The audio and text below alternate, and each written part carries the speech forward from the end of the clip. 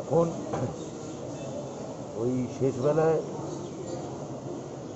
এই চোর পালালে বুদ্ধি বাড়ে করে কোনো লাভ নেই। তৃণমূলের চাপ সামনের দিনে আরও রাজনৈতিকভাবে বাড়বে। আমাদের কোনো না কোনো নেতা আগামী ফেব্রুয়ারি 23 সাল পর্যন্ত নিয়মিত আসবেন। অভিষেক বন্দ্যোপাধ্যায় আসবেন এবং শেষ পর্যন্ত মমতা বন্দ্যোপাধ্যায়ও আসবেন। এবং তখন গোটা ত্রিপুরা জুড়ে তৃণমূলের যে সবুজ ঝড় উঠবে তা আটকানোর ক্ষমতা গেরুয়া শিবিরের নেই।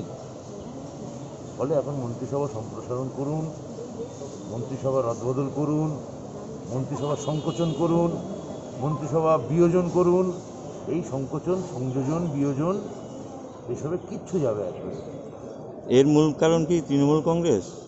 এর কোনো সন্দেহ আছে নাকি? তৃণমূল কংগ্রেস এখন যেহেতু ত্রিপুরা এবং পশ্চিমবঙ্গ নিকটবর্তী রাজ্য, এখানকার যারা মানুষ, সাধারণ মানুষ যারা এখানকার সত্যিকারের নাগরিক, তারা পাশে দেখতে পাচ্ছেন যে মমতা বন্দ্যোপাধ্যায় ওই রকম উন্নয়নমূলক প্রকল্প করছে এবং তারা আশায় বুক বেঁধে আছেন যে দিদির দল এখানে ক্ষমতায় এলে এখানে তাদের বাড়িতেও স্বাস্থ্যসাথী কার্ড ঢুকবে, তারা বিনামূল্যে রেশন পাবেন, তারা কন্যাশ্রী পাবেন, তাদের স্টুডেন্টরা ক্রেডিট কার্ডের সুবিধা পাবে।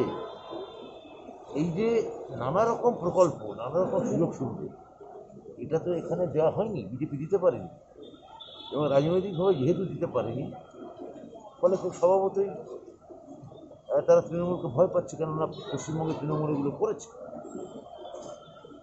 মমতাদি সারা ভারতবর্ষ দেখিয়ে দিয়েছেন তিনি এখন ট্রেন্ড সেটার। গোটা ভারতবর্ষ মমতাদির দিকে তাকিয়ে আছে।